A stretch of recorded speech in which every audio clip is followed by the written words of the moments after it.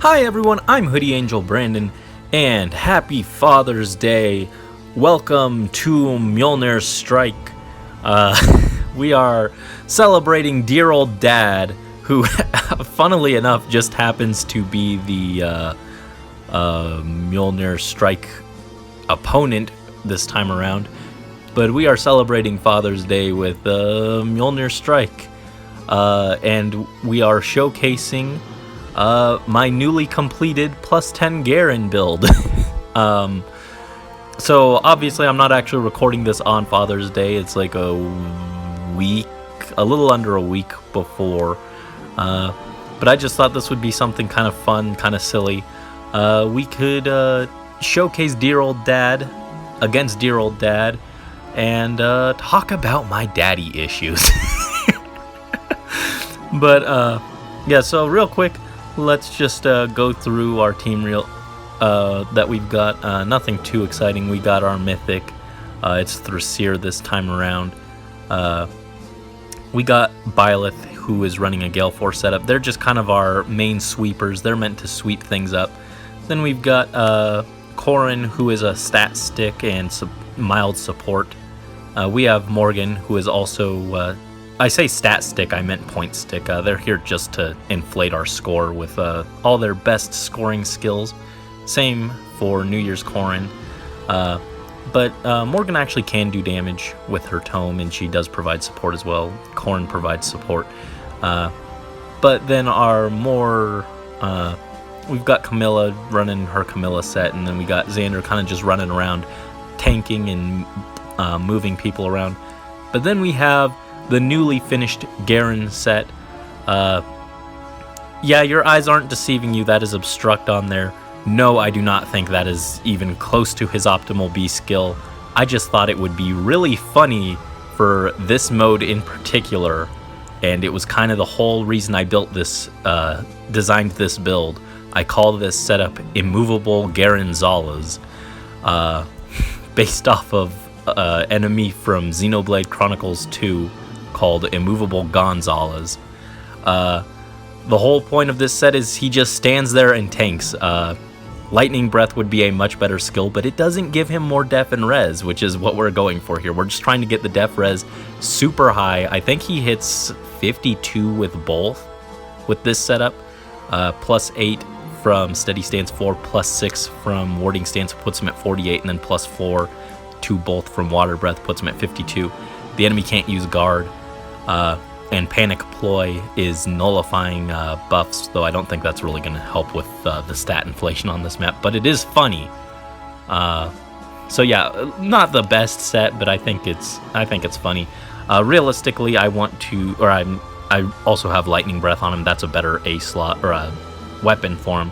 And then in his B slot, I think I'd rather eventually get a lull attack res on him, and then run like Attack Smoke in his seals or his C slot. I think that'll be better. But that's just kind of a silly build, and I wanted to showcase it. So we're going to try and see if it actually works. Alright, so let's go ahead and dive into this. I'm not going to do animations this time around just because there's a lot of fights going on here, and I want to clear them in a decent time. So kick things off, just going to have Byleth swing at Sakura, take her down, and now we'll have Thrasir go ahead and actually move you up there, and that is, nope, still not enough. Actually, here we go. Now you're slow enough. We'll send Thrasir to take you out, and we'll just move there and pass. But yes, Garon is not the most popular character, even among villains, but I really like him. I think he's got a cool design, pretty intimidating. I love, in particular, that one scene at the end of the Birthright campaign, where he, it's kind of like a reintroduction cutscene in case you kind of forgot about him because he's kind of absent for most of the story. But I thought that was a really cool cutscene, and I know that he is not the most deep character by any means, but sometimes, you know, we have a lot of characters who have, or villains who have like sympathetic, tragic backstories, and I think it was kind of refreshing in a way to have a character who's just kind of like evil because, you know, well, there is a reason for it, but I'm not going to get into that because spoiler stuff, but basically Garon is not the most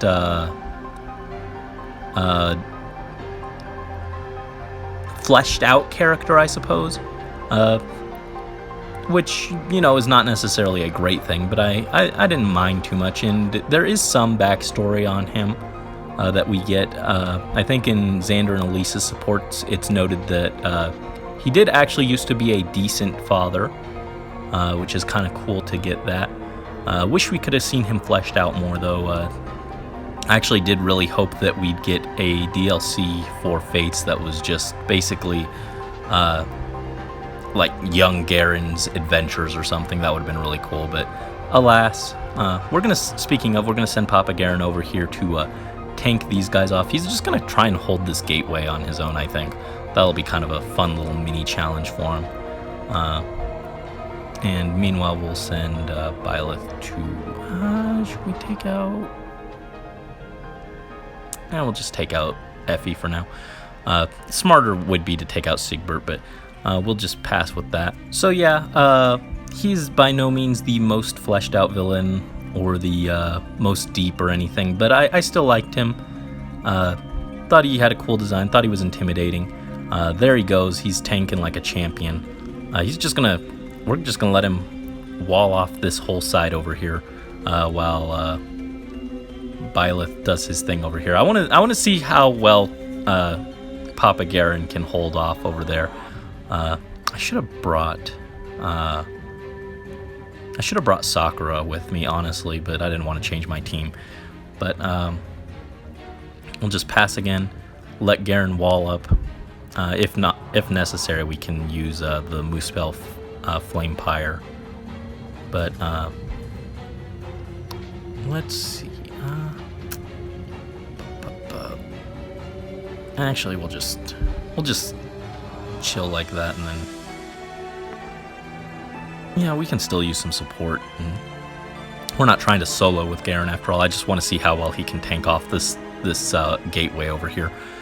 But yeah, so I actually voted for Garon in the very first Choose Your Legends, and I'm still a little sad he didn't come in with Bolverk. Took himself out over there, by the way. He's just tanking like a champion thanks to Aether and stuff, but we'll finish you, and then actually, oh yeah, let's just heal up. And take out Siegbert.